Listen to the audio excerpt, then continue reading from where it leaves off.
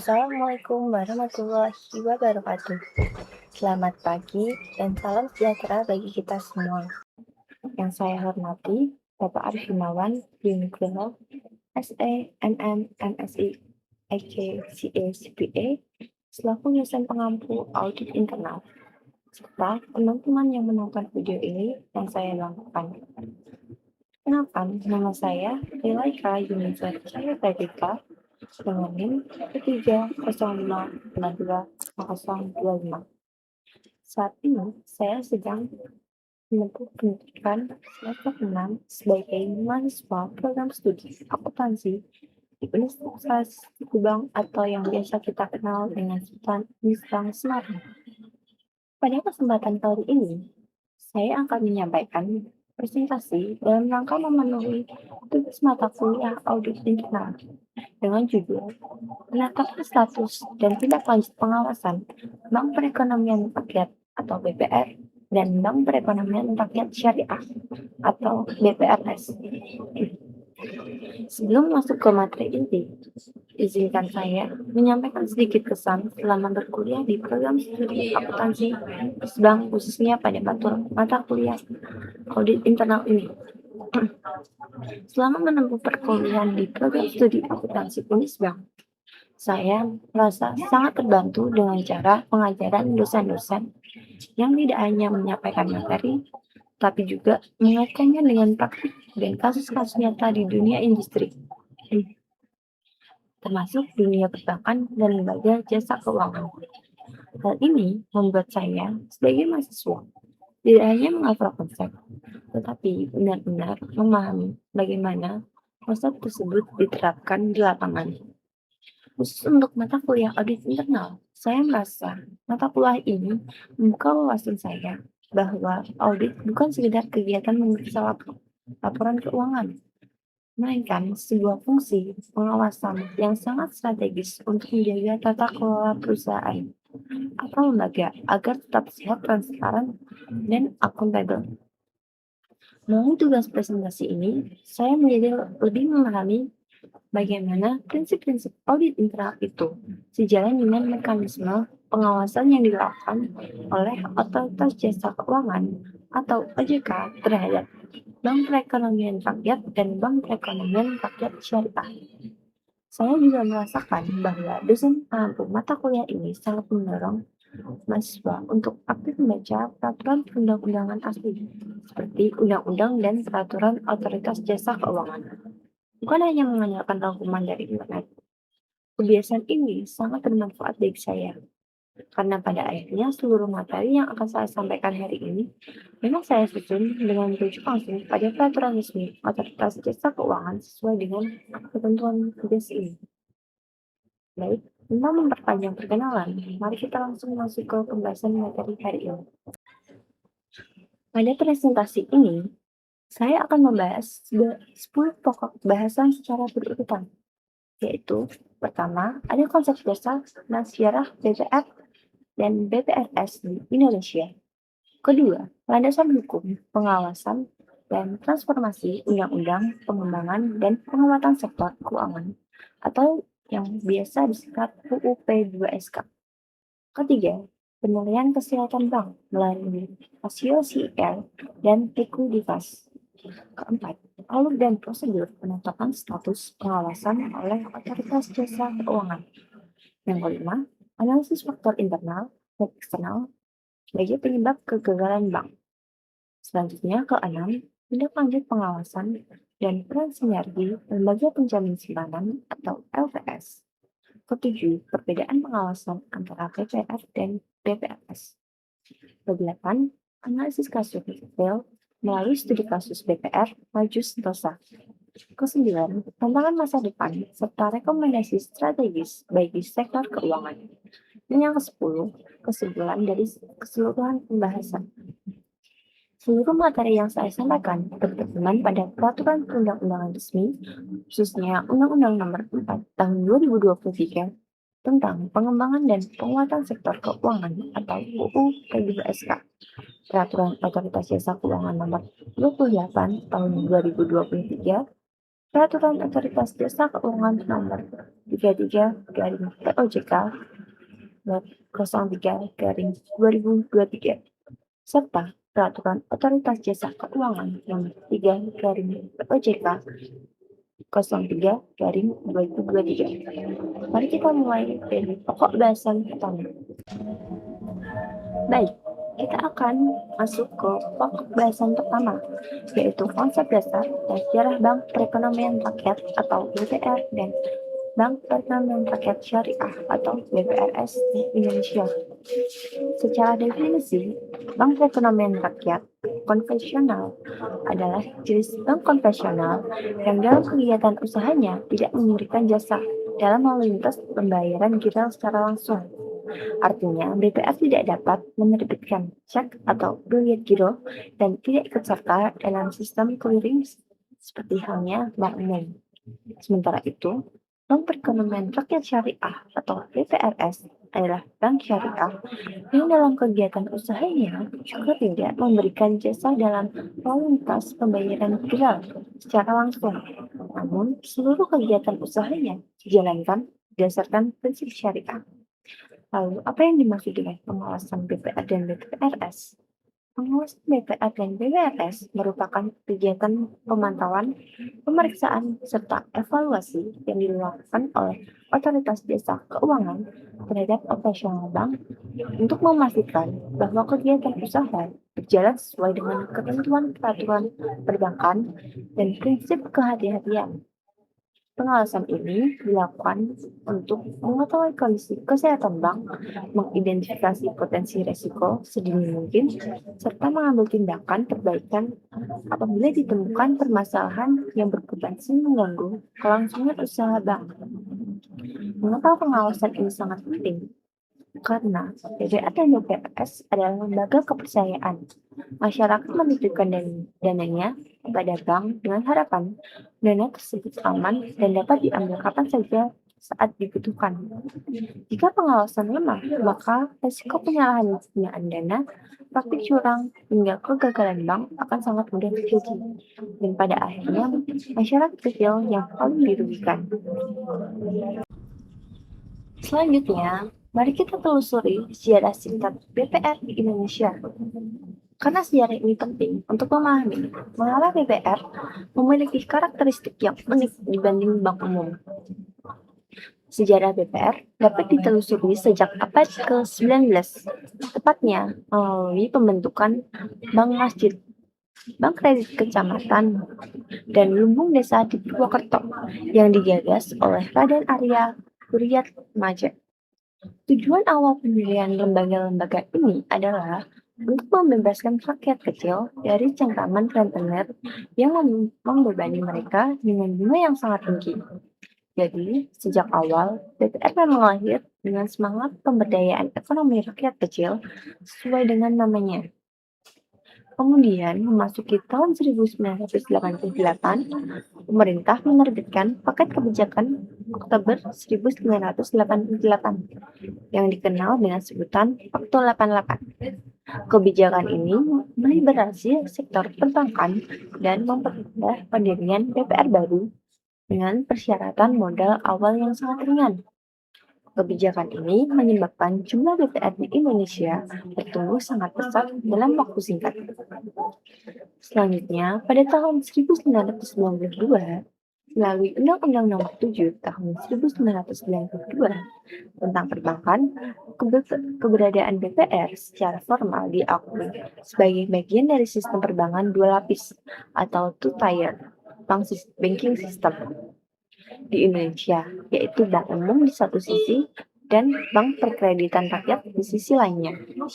Dan yang terbaru pada tahun 2023, melalui Undang-Undang Pengembangan dan Penguatan Sektor Keuangan atau UU P2SK, jadi rebranding nama dari sebelumnya Bank Perkreditan Rakyat menjadi Bank Perekonomian Rakyat. Perubahan nama ini bukan sekedar perubahan istilah, tapi juga memperluas ruang lingkup usaha BPR, termasuk membuka akses terhadap transaksi digital dan bahkan akses ke pasar modal melalui penawaran umum, saham perdana atau IPO. Selanjutnya, mari kita bahas peran otoritas jasa keuangan dalam pengawasan BPR dan BPRS. Setidaknya ada 5 peran utama OJK, yaitu pertama, melakukan pengawasan baik secara langsung maupun tidak langsung. Kedua, melakukan pemeriksaan terhadap kondisi keuangan dan operasional bank. Ketiga, menilai tingkat kesehatan bank. Keempat, menetapkan suatu pengawasan bank. Dan kelima, memberikan tindakan perbaikan atau penyelesaian terhadap bank yang bermasalah. Sementara itu, tujuan dari pengawasan BPR dan BPRS ini mencakup 5 hal utama, yaitu menjaga stabilitas dan keberlangsungan usaha BPR dan BPRS, melindungi dana masyarakat yang dipercayakan kepada bank, memastikan penerapan prinsip kehati-hatian dalam kegiatan usaha, mencegah terjadinya kegagalan bank, serta mendorong penerapan tata kelola perusahaan yang baik atau corporate governance. Dari uraian ini, dapat disimpulkan bahwa BPR dan BPRS memiliki peran yang sangat strategis dalam perekonomian rakyat, khususnya dalam melayani segmen usaha mikro, kecil, dan menengah yang seringkali sulit dijangkau oleh bank umum. Namun, karena skala usahanya yang relatif kecil, BPR dan BPRS juga rentan terhadap berbagai risiko, sehingga pengawasan yang ketat dari otoritas jasa keuangan menjadi mutlak diperlukan. Baik, kita lanjutkan ke pokok bahasan kedua, yaitu landasan hukum pengawasan BPR dan BPRS, serta bagaimana transformasi yang dibawa oleh UU P2SK. Terdapat 4 landasan hukum utama yang menjadi dasar dalam pengawasan BPR dan BPRS ini. Pertama, Undang-Undang Pengembangan dan Penguatan Sektor Keuangan atau UU P2SK. Undang-undang ini menjadi payung hukum utama yang memberikan mandat kepada otoritas jasa keuangan untuk mengatur dan mengawasi sektor perbankan, termasuk kewenangan dalam penetapan status pengawasan bank. Yang kedua, Peraturan Otoritas Jasa Keuangan Nomor 28 Tahun 2023. Peraturan ini mengatur secara rinci mengenai mekanisme penetapan status pengawasan bank. Apakah bank tersebut berada dalam status normal, dalam penyihatan, atau dalam resolusi, serta tindak lanjut yang harus dilakukan.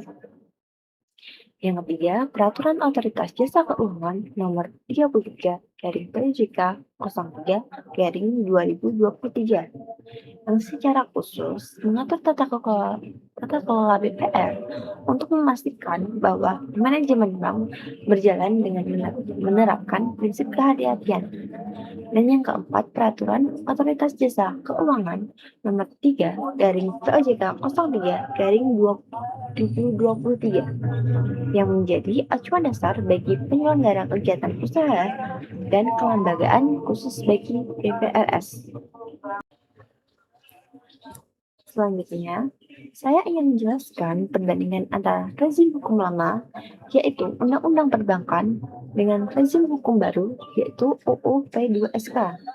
Karena perbandingan ini penting untuk memahami arah transformasi kebijakan perbankan mikro di Indonesia. Dari sisi nomenklatur atau penamaan resmi, pada rezim lama dikenal dengan istilah Bank Perkreditan Rakyat, sementara pada rezim baru berubah menjadi Bank Perekonomian Rakyat. Dari sisi sinergi sistem pembayaran, pada rezim lama, BPR dilarang ikut serta dalam lalu lintas pembayaran. Namun, rezim baru, BPR dapat ikut serta dalam sistem pembayaran tertentu, misalnya transfer dana. Dari sisi kegiatan pasar modal, pada rezim lama, BPR dilarang keras terlibat dalam kegiatan pasar modal.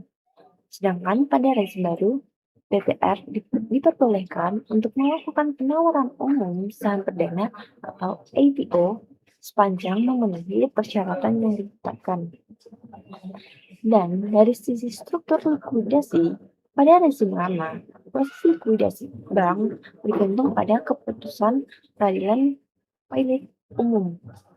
Sedangkan pada rezim baru, hak eksklusif penanganan likuidasi bank diserahkan sepenuhnya kepada Lembaga Pengambil Simpanan atau LPS.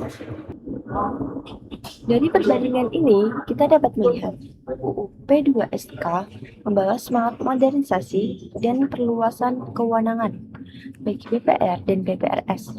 Namun, di sisi lain juga memperkuat kewenangan pengawasan dan penanganan bank bermasalah, khususnya melalui penguatan peran LPS. Ini menunjukkan bahwa perluasan kewenangan usaha selalu diimbangi dengan penguatan mekanisme pengawasan agar risiko yang timbul tetap dapat dikendalikan. Kita masuk ke pokok bahasan ketiga, yaitu bagaimana otoritas jasa keuangan menilai tingkat kesehatan DPR dan DPRS. Penilaian tingkat kesehatan bank ini menggunakan 4 faktor utama, yang dalam dunia perbankan sering disebut sebagai pendekatan RGEC, yaitu Risk Profile, Good Corporate Governance, Earnings, dan Capital. Faktor pertama adalah profil risiko atau risk profile dengan bobot penilaian sebesar 25%.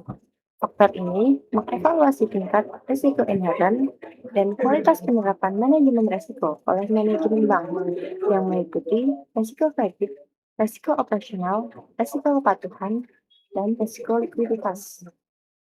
Faktor kedua adalah tata kelola atau good corporate governance dengan bobot penilaian paling besar yaitu 30%. Faktor ini menilai sejauh mana manajemen DPR dan DPRS menerapkan prinsip-prinsip tata kelola yang baik secara komprehensif, serta sejauh mana kepatuhannya terhadap standar yang ditetapkan oleh otoritas jasa keuangan. Faktor ketiga adalah permodalan atau capital. Dengan bobot yang sama besar, yaitu 30%, faktor ini menilai kecukupan modal bank, termasuk di dalamnya capital adequacy ratio atau CAR, serta bagaimana bank mengelola modalnya dengan mengantisipasi risiko, baik risiko saat ini maupun risiko di masa depan. Dan faktor keempat adalah rentabilitas atau earnings dengan bobot 15%. Faktor ini mengevaluasi kinerja rentabilitas bank, efisiensi operasional, kelangsungan sumber laba, serta kesinambungan rentabilitas atau sustainability dari bank tersebut. Perlu saya garis bawahi di sini bahwa dua faktor dengan bobot tertinggi adalah tata kelola dan permodalan, masing-masing 30%. Ini menunjukkan bahwa otoritas jasa keuangan sangat menekankan pentingnya tata kelola yang baik dan kecukupan modal sebagai fondasi utama kesehatan sebuah bank, melebihi faktor rentabilitas atau keuntungan semata. Artinya, sebuah bank yang untung besar namun memiliki tata kelola yang buruk dan modal tipis tetap akan dinilai beresiko tinggi oleh otoritas jasa keuangan. Dari keempat faktor inilah kemudian dihasilkan sebuah peringkat komposit yang akan menjadi dasar bagi otoritas jasa keuangan untuk menentukan status pengawasan suatu bank, apakah normal, dalam penglihatan, atau dalam resolusi. Pembahasan mengenai status pengawasan ini akan kita bahas lebih dalam pada pembahasan berikutnya. Selanjutnya, kita masuk ke pokok bahasan keempat, yaitu alur dan prosedur penetapan status pengawasan oleh otoritas jasa keuangan. Proses ini terjadi dari 7 tahapan. Tahap pertama adalah penilaian mandiri yang dilakukan oleh manajemen bank sendiri secara berkala, yaitu setiap semester sesuai dengan ketentuan peraturan otoritas jasa keuangan nomor 3 garing POJK 03 garing 2022.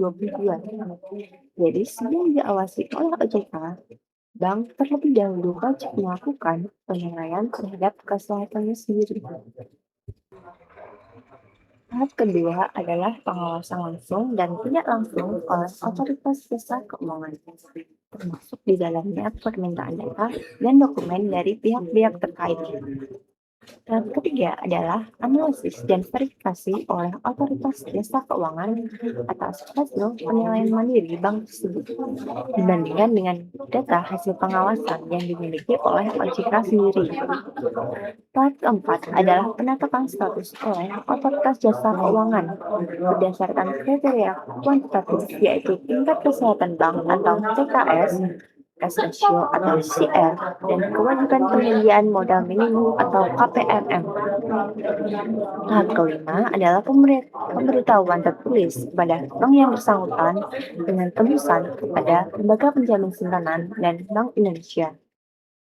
Tahap keenam adalah pengumuman kepada publik yang khusus dilakukan untuk status pengawasan tertentu, misalnya ketika terdapat larangan pengiriman atau penyaluran dana. Dan tahap ketujuh adalah tindak lanjut pengawasan, di mana bank harus menyusun rencana tindak apabila berstatus bank dalam penyihatan atau otoritas jasa keuangan akan berkoordinasi dengan lembaga penjamin simpanan apabila bank tersebut berstatus dalam resolusi. Selanjutnya, mari kita bahas secara rinci mengenai tiga tingkatan status pengawasan ini. Berdasarkan Peraturan Otoritas Jasa Keuangan Nomor 28 Tahun 2023, status pertama adalah pengawasan normal. Kondisi atau kriteria utamanya adalah bank dalam kondisi keadaan sehat dengan capital adequacy ratio minimal 12% dan cash ratio minimal 5%. Tindak lanjut untuk status ini berupa pengawasan dan pelaporan rutin oleh otoritas jasa keuangan. Status kedua adalah bank dalam penyihatan atau yang sering disingkat BDP. Kondisi atau kriteria utamanya adalah bank dalam keadaan kurang sehat atau tidak sehat dengan capital adequacy ratio turun pada rentang 0% hingga di bawah 12% atau cash ratio berada di bawah 5%. Tindak lanjutnya, pemegang saham wajib menambah modal dan menjalankan action plan atau rencana tindak dengan operasional bank dibatasi. Dan status ini berlaku selama maksimal 1 tahun. Dan status ketiga adalah bank dalam resolusi atau yang disingkat BDR. Kondisi atau kriteria utamanya adalah bank gagal sehat selama masa bank dalam penyihatan dengan capital adequacy ratio negatif atau 0% atau mengalami krisis likuiditas dengan cash ratio di bawah 1%. Pada kondisi ini, penanganan bank diserahkan sepenuhnya kepada lembaga penjamin simpanan untuk kemudian diselamatkan atau langsung dilikuidasi melalui pencabutan izin usaha. Dari alur ini, dapat kita pahami bahwa otoritas jasa keuangan tidak serta-merta mencabut izin usaha sebuah bank yang bermasalah. Ada tahap pembinaan terlebih dahulu melalui status bank dalam penyihatan yang memberikan kesempatan kepada pemegang saham untuk memperbaiki kondisi bank. Barulah apabila upaya penyihatan tersebut gagal, bank akan ditingkatkan statusnya menjadi bank dalam resolusi dan penanganannya diserahkan kepada lembaga penjamin simpanan atau LPS. Kita lanjutkan ke pokok bahasan kelima, yaitu analisis faktor internal dan eksternal yang menyebabkan kegagalan bank, khususnya BPR dan BPRS. Saya akan membaginya menjadi dua kelompok besar, yaitu faktor eksternal dan faktor eksternal. Mari kita mulai dari faktor internal terlebih dahulu. Faktor internal ini bersumber dari dalam tubuh bank itu sendiri dan biasanya menjadi penyebab paling dominan dari kegagalan BPR dan BPRS di Indonesia. Faktor internal yang pertama adalah tindakan fraud atau moral hazard yang dilakukan oleh pengurus bank. Kejahatan kerah putih atau white collar crime yang dilakukan oleh oknum internal dapat disebut sebagai pembunuh tercepat bagi kelangsungan hidup sebuah bank. Bentuk-bentuk fraud yang sering ditemukan meliputi dua hal utama. Yang pertama adalah penyaluran kredit fiktif, di mana direksi atau pemegang saham pengendali menggunakan identitas palsu atau bahkan menggunakan kartu tanda penduduk milik keluarga tanpa izin untuk mencairkan kredit, di mana dana tersebut kemudian mengalir langsung ke rekening pribadi mereka.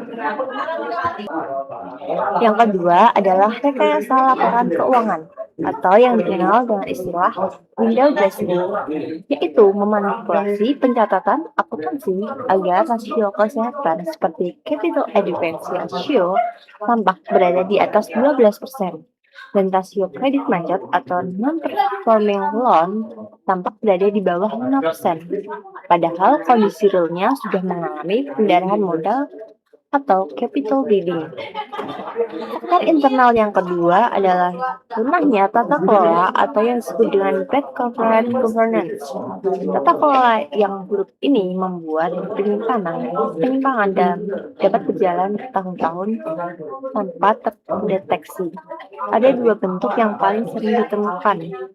Pertama, dominasi mutlak pemegang saham pengendali, di mana pemegang saham pengendali seringkali mengintervensi keputusan operasional harian dan komite kredit, bahkan memaksa bank untuk menyetujui pinjaman beresiko tinggi tanpa analisis kelayakan yang memadai. Kedua, kooptasi Satuan Kerja Audit Internal atau SKAI. Audit internal tidak memiliki independensi karena berada di bawah tekanan dan intimidasi dari direksi, sehingga laporan audit yang seharusnya objektif tidak pernah sampai kepada Dewan Komisaris, apalagi kepada otoritas jasa keuangan. Faktor internal yang ketiga adalah kegagalan manajemen risiko kredit. BPR dan BPRS seringkali mengabaikan prinsip kehati-hatian atau prudential banking dalam menyalurkan dana masyarakat. Bentuk pertama adalah pelanggaran batas maksimum pemberian kredit atau BMPK, yaitu konsentrasi penumpukan kredit pada satu kelompok usaha terafiliasi atau debitur besar tertentu yang melebihi batas legal konstitusional. Ketika debitur tunggal ini gagal bayar, bank akan langsung kehilangan likuiditas secara instan. Bentuk kedua adalah lemahnya analisis 5C of credit, yaitu pengabaian terhadap analisis karakter, capacity, capital, collateral, dan condition demi mengejar target penyaluran kredit yang agresif. Dan faktor internal yang keempat adalah inefisiensi operasional atau rendahnya kompetensi sumber daya manusia.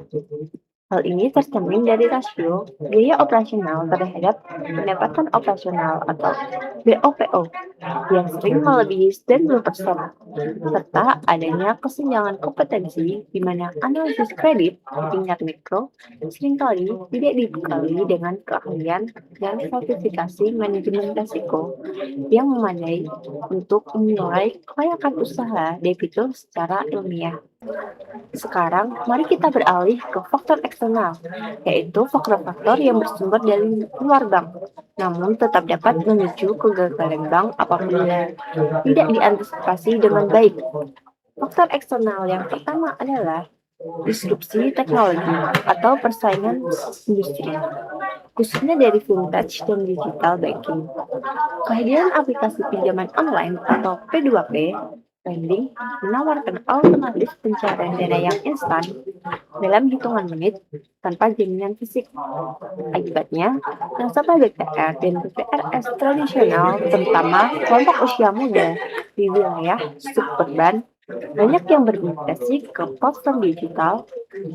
BPR dan BPRS yang lambat mengadopsi teknologi digital akhirnya kehilangan basis penabung dan debitur terbaiknya, dan hanya menyisakan debitur dengan faktor risiko tinggi yang dalam ilmu ekonomi disebut sebagai adverse selection.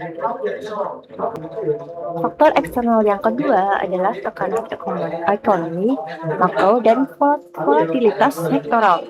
Sebagai bank yang berfokus pada UMKM, kinerja BPR dan BPRS sangat bergantung pada kesehatan ekonomi kelas menengah ke bawah. Ketika inflasi melonjak atau terjadi penurunan daya beli regional, pelaku UMKM akan langsung terdampak yang secara otomatis memicu lonjakan rasio kredit macet eksternal, bahkan bisa melebihi 8%. Selain itu, ada juga resiko krisis sektoral, misalnya konsentrasi kredit pada sektor properti atau pertanian. Kasus kolapsnya PT BPR Danata Kudus membuktikan bahwa kegagalan panen di sektor pertanian lokal atau penurunan tajam pada siklus industri properti dapat melumpuhkan bank apabila portofolio kreditnya. Dan faktor eksternal yang ketiga adalah pengetahuan, regulasi, dan badan kepatuhan atau compliance crunch. Kebijakan otoritas jasa keuangan yang mewajibkan seluruh BPR memiliki modal inti minimum sebesar 6 miliar rupiah, memaksa bank-bank kecil yang tidak mampu melakukan setoran modal segar untuk melakukan merger secara paksa atau menghadapi penurunan status usaha. Selain itu, ada juga beban infrastruktur laporan, yaitu investasi teknologi informasi yang cukup mahal untuk memenuhi standar sistem laporan rutin terintegrasi dengan otoritas jasa keuangan yang membebani aktivitas BPR skala kecil. Dari pemaparan ini, dapat kita simpulkan bahwa kegagalan bank, khususnya BPR dan BPRS, jarang disebabkan oleh satu faktor tunggal saja.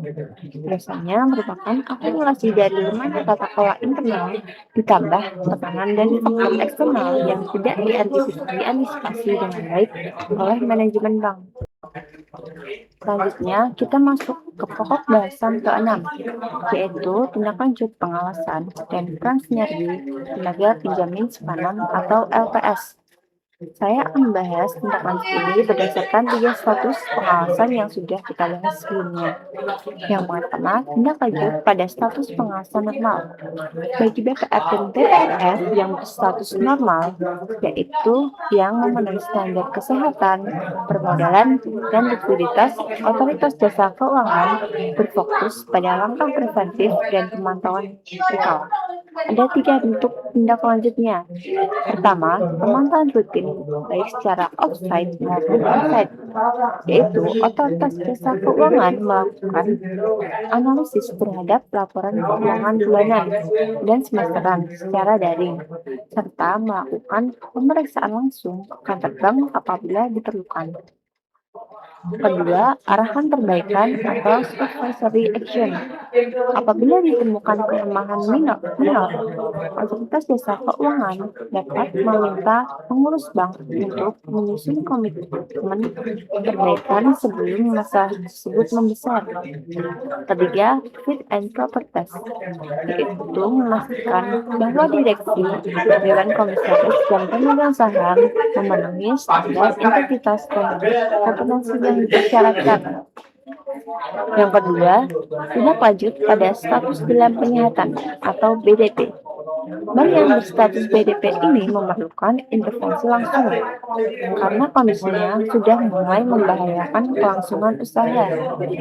Otoritas jasa keuangan mewajibkan pemegang saham pengendali dan pengurus untuk menyusun dan melaksanakan rencana tindak atau action plan dalam batas waktu maksimal 1 tahun. Selama masa penyihatan ini, otoritas jasa keuangan berwenang menjatuhkan berbagai pembatasan dan instruksi. Setidaknya ada 5 bentuk pembatasan yang dapat diberikan. Pertama, pembatasan operasional, yaitu melarang bank menyalurkan kredit atau pembiayaan baru dan membatasi pembayaran remunerasi kepada pengurus. Kedua, larangan penghimpunan dana, yaitu melarang bank menghimpun dana baru dari pihak terkait, seperti dari grup, perusahaan, pemegang saham, atau pengurus itu sendiri. Ketiga, larangan pembagian dividen, yaitu membuka pembagian keuntungan kepada pemegang saham, agar dana tetap berada di dalam bank untuk menopang permodalan. Keempat, kewajiban suntikan modal atau capital injection, yaitu memerintahkan pemegang saham untuk segera menambah modal di store guna menutupi kerugian yang terjadi.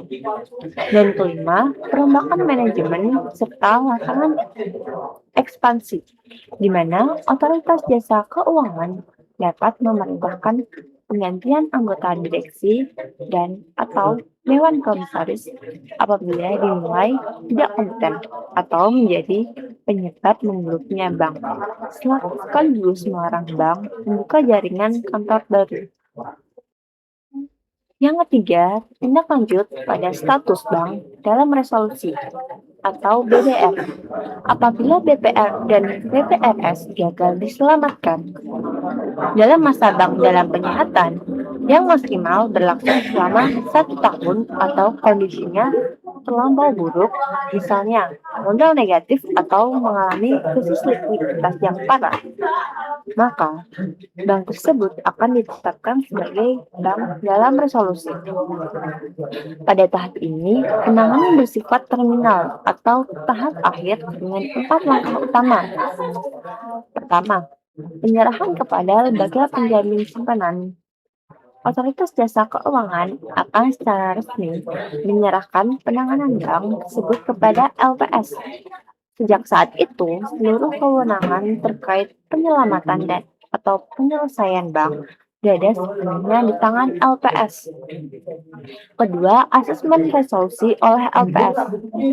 LPS akan melakukan evaluasi untuk menentukan apakah BPR atau BPRS tersebut masih layak atau memungkinkan untuk diselamatkan, misalnya melalui akuisisi atau penyertaan modal sementara, atau justru biaya penyelamatannya akan lebih besar dibandingkan biaya penjaminan simpanan. Ketiga, pencabutan izin usaha atau CIU. Apabila LPS memutuskan bahwa bank tidak dapat atau tidak layak diselamatkan, LPS akan meminta otoritas jasa keuangan untuk mencabut izin usaha BPR atau BPRS tersebut. Dan keempat, likuidasi dan pembayaran klaim. Setelah izin usaha dicabut, LPS akan mengambil alih kendali penuh untuk melikuidasi aset bank dan melakukan proses pembayaran klaim penjaminan simpanan kepada nasabah yang memenuhi syarat. Dari sini, kita bisa melihat betapa pentingnya peran sinergi antara otoritas jasa keuangan dan lembaga penjamin simpanan. OJK berperan sebagai pengawas yang menetapkan status dan memberikan pembinaan, sementara LPS berperan sebagai lembaga penjamin sekaligus eksekutor pada tahap akhir. Ketika sebuah bank benar-benar sudah tidak dapat diselamatkan lagi, sinergi ini penting agar kepentingan nasabah tetap terlindungi, sekalipun sebuah bank harus dilikuidasi. Kita masuk ke pokok bahasan ke-7, yaitu perbedaan pengawasan antara BPR konvensional dan BPRS syariah. Meskipun secara umum kerangka pengawasannya serupa, terdapat beberapa perbedaan mendasar. Dari sisi prinsip operasional, BPR menggunakan sistem bunga atau interest based, sementara bank konvensional pada umumnya. Sedangkan BPRS menggunakan prinsip syariah, yaitu bebas dari riba, gharar, dan masyhur, dengan mengacu pada fatwa Dewan Syariah Nasional Majelis Ulama Indonesia. Dari sisi struktur pengawasan internal, BPR hanya diawasi oleh Dewan Komisaris, sedangkan BPRS diawasi oleh Dewan Komisaris ditambah dengan Dewan Pengawas Syariah atau DPS yang wajib dibentuk dengan jumlah anggota antara 1 hingga 3 orang. Dari sisi fokus pengawasan tambahan, BPR fokus pada kepatuhan terhadap regulasi perbankan umum dan prinsip kehati-hatian. Sedangkan BPRS memiliki fokus tambahan, yaitu kepatuhan terhadap regulasi perbankan sekaligus kesesuaian produk dan operasional dengan prinsip syariah. Dari sisi skema produk, BPR menyalurkan kredit dengan skema bunga, Sedangkan BPRS menyalurkan pembiayaan dengan skema akad syariah seperti murabahah, mudarabah, musyarakah, ijarah, istinah, dan keharusan. Dari sisi tata kelola, BPR mengacu pada peraturan Otoritas Jasa Keuangan tentang penerapan tata kelola bagi BPR.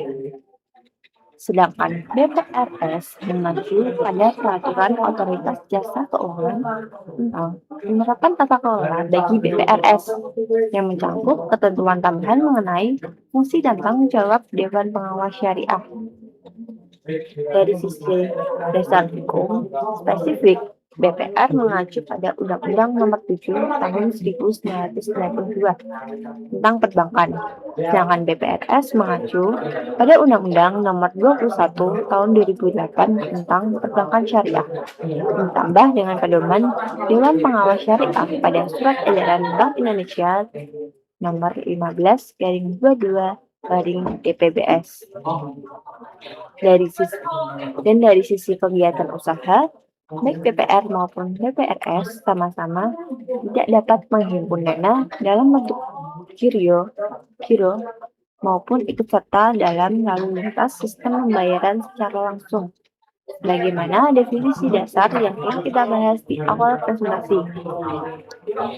Jadi, dapat disimpulkan bahwa perbedaan utama antara pengawasan BPR dan BPRS terletak pada satu lapisan tambahan, yaitu aspek kepatuhan syariah yang diawasi langsung oleh Dewan Pengawas Syariah. Selebihnya, kerangka pengawasan kesehatan bank, permodalan, dan tata kelola pada dasarnya berjalan pada prinsip yang sama.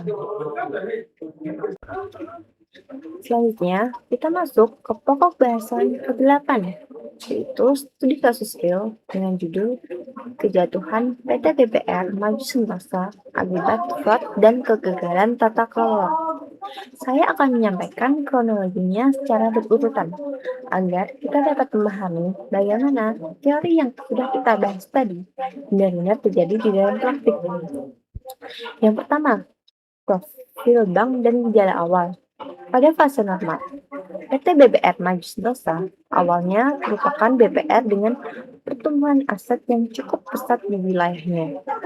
Bank ini menarik minat nasabah dengan menawarkan suku bunga deposito yang tinggi, bahkan berada di batas atas atau melebihi tingkat bunga penjaminan LPS, yang tentu saja seharusnya menjadi sinyal kewaspadaan bagi nasabah maupun pengawas.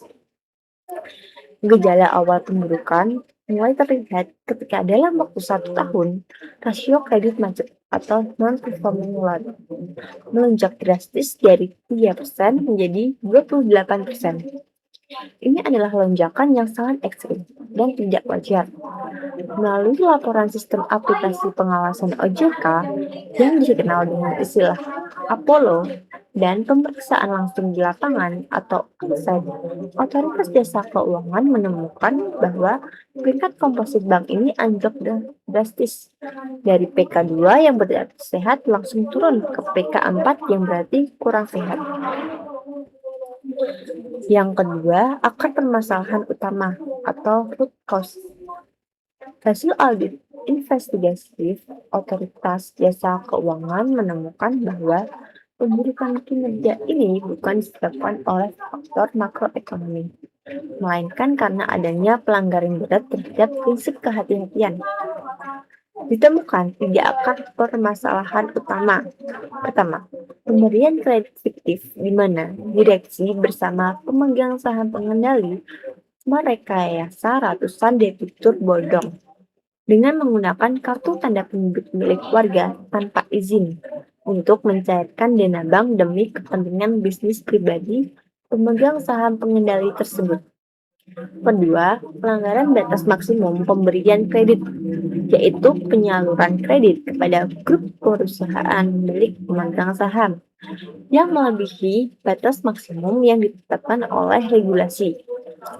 Dan yang ketiga, pelemahan fungsi kontrol internal di mana satuan kerja audit intern diintimidasi oleh manajemen. sehingga tidak dapat melaporkan temuan secara objektif kepada Dewan Komisaris. Yang ketiga, kronologi intervensi pengawasan oleh otoritas jasa keuangan dan lembaga pinjaman simpanan yang berlangsung dalam kurun waktu 12 bulan. Pada bulan pertama, otoritas jasa keuangan menetapkan status bank dalam penyihatan karena capital adequacy ratio turun menjadi 5%, jauh di bawah standar minimal 12%. Otoritas jasa keuangan memerintahkan pemegang saham pengendali untuk menjalankan action plan berupa setoran modal segar minimal Rp15 dalam waktu maksimal 1 tahun. Pada bulan ke-6, pemegang saham pengendali gagal menyetor modal sesuai komitmen.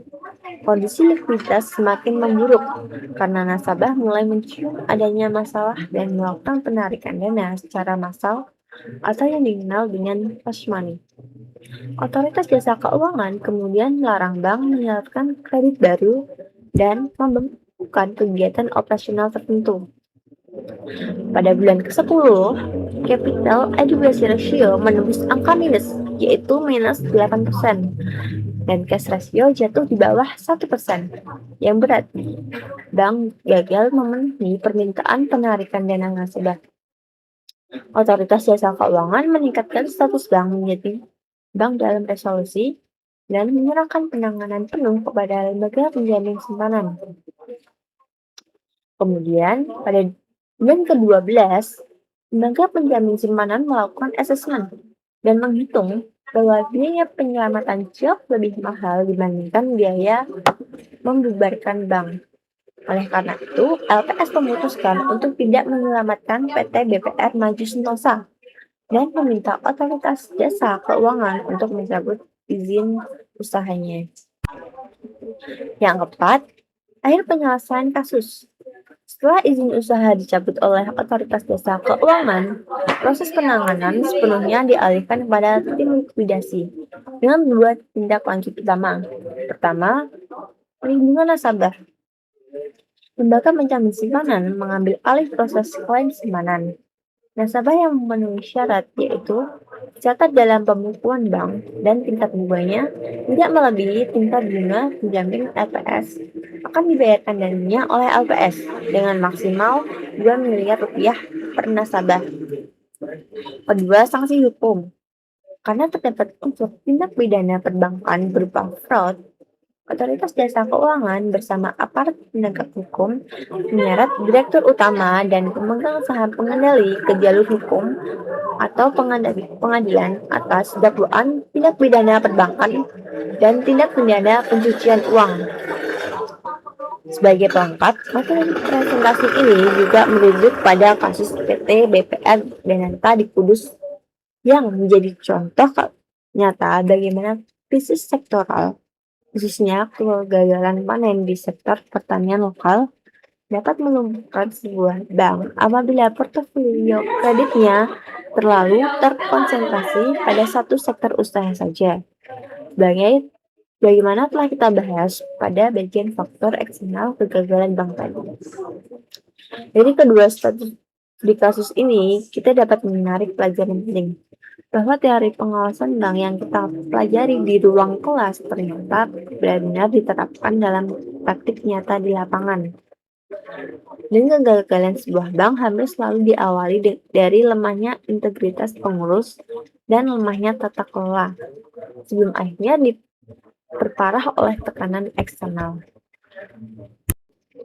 Kita masuk ke pokok bahasan ke-9, yaitu tantangan masa depan dan rekomendasi strategis bagi sektor keuangan, khususnya BPR dan BPRS. Dimulai dari sisi tantangan terlebih dahulu. Interaksi dinamis antara percepatan teknologi, ketatnya pengawasan regulasi, dan pergeseran demokrasi nasabah melahirkan 4 tantangan utama. Tantangan pertama adalah resiko cyber atau cyber risk dan keandalan teknologi informasi. Dengan dibukanya akses bagi BPR dan BPRS untuk bersinergi dalam lalu lintas sistem pembayaran seperti transfer dana, uang elektronik, dan pembayaran digital melalui Open API, bank-bank mikro kini menjadi target empuk bagi kejahatan cyber. Kelemahan infrastruktur menjadi persoalan utama karena skala ekonomi BPR dan BPRS yang relatif kecil seringkali membatasi anggaran untuk pertahanan cyber, sehingga menyisakan kerentanan pada perlindungan data nasabah. Risiko operasional yang timbul seperti kegagalan sistem, serangan ransomware, atau kebocoran data tidak hanya berisiko menimbulkan kerugian finansial secara langsung, tetapi juga dapat merusak reputasi bank secara permanen, bahkan dalam hitungan jam saja. Tantangan kedua adalah hambatan integrasi pasca merger atau post merger integration issues.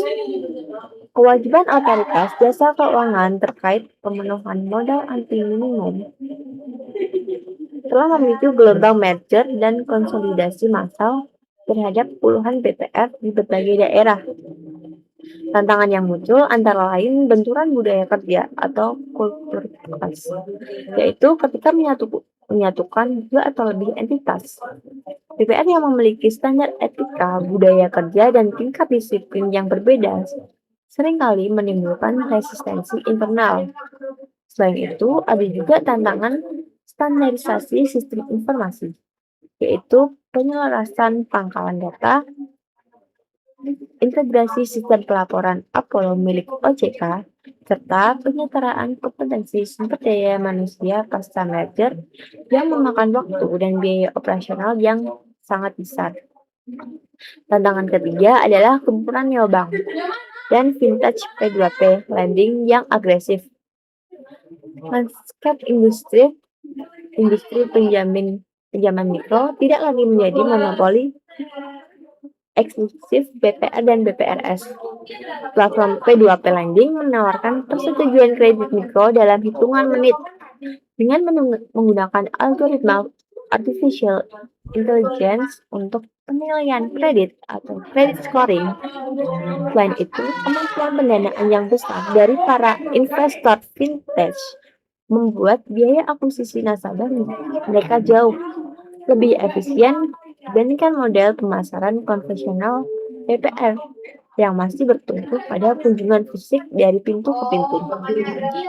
Dan tantangan keempat adalah kepatuhan regulasi yang semakin ketat atau regulatory compliance burden. Standarisasi pelaporan yang kini setara dengan bank umum menuntut profesionalisme tanpa kompromi. Ini mencakup beban infrastruktur pelaporan, yaitu kebutuhan sistem core banking yang mampu mentransmisikan data keuangan langsung ke server otoritas jasa keuangan melalui Apollo dan ke server penjamin lembaga penjamin simpanan yang membutuhkan biaya investasi modal cukup besar dan membebani arus kas jangka pendek. Selain itu, ada juga penerapan standar akuntansi baru, yaitu PSAK 71 atau Standar Akuntansi Internasional, yang mewajibkan pembentukan cadangan kerugian penurunan nilai secara prospektif, yaitu yang menuntut pencatatan akuntansi lebih rumit dan berpotensi menggerus rasio kecukupan modal. Setelah kita memahami tantangan-tantangan tersebut, sekarang mari kita bahas rekomendasi strategis untuk menjawab tantangan-tantangan tersebut agar sektor keuangan mikro tetap stabil dan mampu bertumbuh. Rekomendasi ini terbagi dalam 4 pilar utama. Pilar pertama adalah transformasi digital melalui ekosistem kolaboratif atau X program.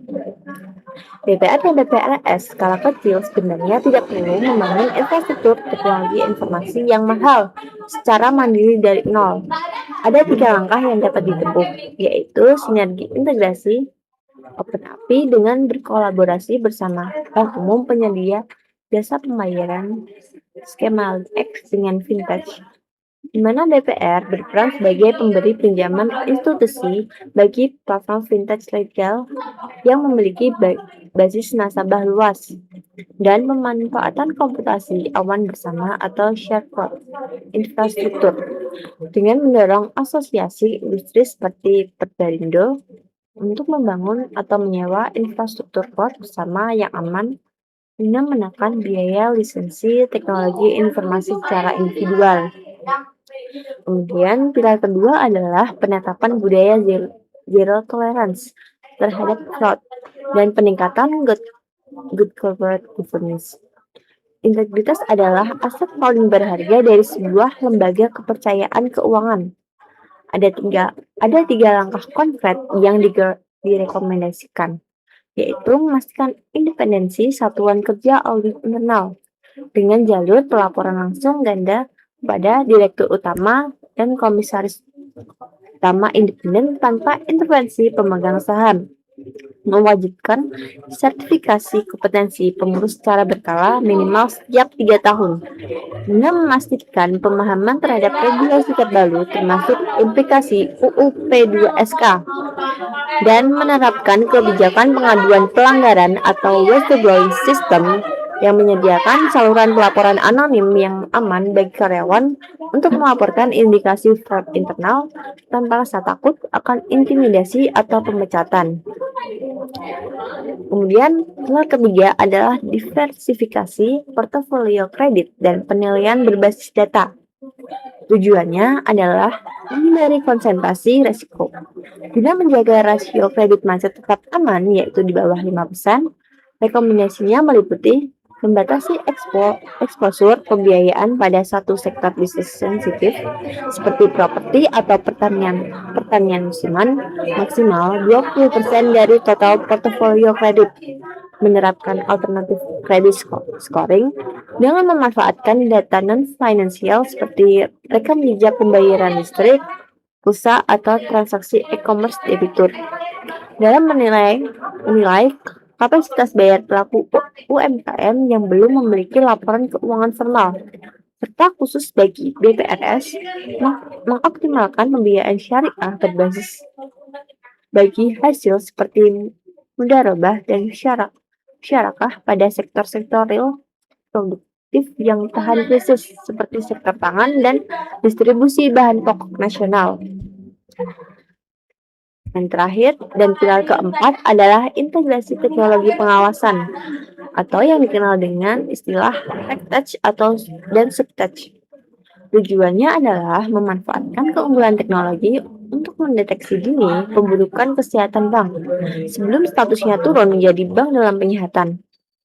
Rekomendasinya melalui implementasi early warning system internal, yaitu membangun dashboard keuangan digital internal yang memberikan alarm otomatis bagi rasio permodalan mendekati batas kritis. Misalnya, capital adequacy ratio di bawah 14% atau likuiditas harian menipis, misalnya cash ratio di bawah 6%. Serta sistem pemantauan transaksi mencurigakan secara otomatis dengan menggunakan perangkat lunak untuk mendeteksi transaksi transfer dana dalam jumlah tidak wajar secara instan, guna memenuhi kewajiban pelaporan anti pencucian uang dan pencegahan pendanaan terorisme atau APU PPT. Dengan menerapkan keempat pilar strategis ini secara konsisten, saya meyakini bahwa BPR dan BPRS di Indonesia akan mampu bertahan dan bertumbuh secara berkelanjutan di tengah gebrakan disrupsi teknologi dan semakin ketatnya regulasi yang berlaku. Baik, kita sampai pada pokok bahasan terakhir, yaitu kesimpulan dari keseluruhan presentasi yang telah saya sampaikan.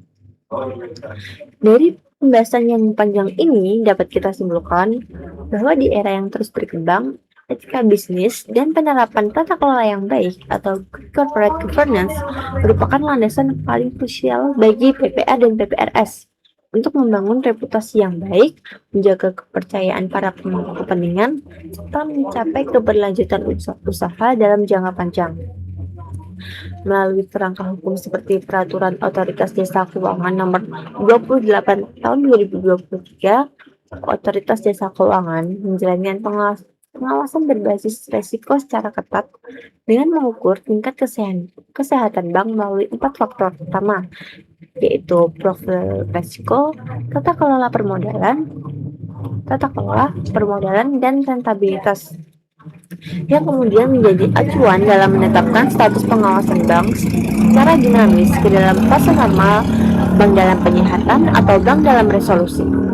Penurunan status pengawasan ini umumnya dipicu oleh keburukan rasio keuangan, khususnya capital adequacy ratio dan cash ratio, akibat masalah permodalan, krisis likuiditas, atau adanya fraud internal dan pelanggaran prinsip kehati-hatian, sebagaimana telah kita ilustrasikan melalui studi kasus PT BBR Maju Sentosa tadi. Apabila pengurus dan pemegang saham gagal melakukan penyihatan melalui rencana tindak selama masa pembinaan pada tahap bank dalam penyihatan, maka penanganan terminal bank akan diserahkan sepenuhnya pada lembaga penjamin simpanan untuk diselamatkan atau dicabut izin usahanya guna dilikuidasi, di mana dana nasabah yang memenuhi syarat akan tetap dijamin dan dilindungi oleh lembaga penjamin simpanan. Kemudian yang terakhir, sistem pengawasan ini juga membedakan karakteristik operasional antara BPR konvensional dan BPR syariah, di mana BPRS wajib memenuhi aspek kepatuhan syariah tambahan yang diawasi langsung oleh Dewan Pengawas Syariah.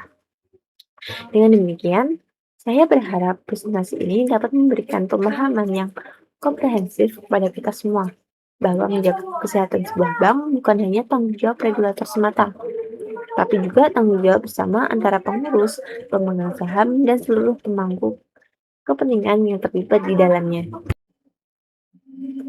Demikian presentasi yang dapat saya sampaikan mengenai penetapan status dan tindak lanjut pengawasan Bank Perekonomian Rakyat atau BPR dan Bank Perekonomian Rakyat Syariah atau BPRS. Semoga apa yang saya sampaikan dapat bermanfaat dan menambah wawasan kita semua, khususnya dalam memahami betapa pentingnya fungsi pengawasan dan audit dalam menjaga kesehatan lembaga keuangan. Sebelum saya tutup, izinkan saya menyampaikan sebuah kalimat bijak. Kepercayaan dibangun bertahun-tahun, namun dapat runtuh hanya dalam hitungan hari, akibat satu kelalaian atau satu ketidakjujuran. Maka jadilah pribadi yang menjaga amanah sekecil apapun, karena disitulah letak integritas yang sesungguhnya diuji. Kalimat ini menjadi pengingat bagi kita semua bahwa baik dalam dunia perbankan, dunia audit, maupun dalam kehidupan sehari-hari, integritas dan kejujuran adalah fondasi utama yang tidak boleh kita tawar-menawarkan. Semoga kita semua sebagai calon-calon akuntan dan auditor di masa depan dapat menjadi pribadi yang jujur, amanah, dan senantiasa menjunjung tata kelola yang baik dimanapun kita nanti berkarya. Demikian yang dapat saya sampaikan, kurang lebihnya saya mohon maaf. Terima kasih atas perhatian dan waktu yang telah diberikan. Wassalamualaikum warahmatullahi wabarakatuh.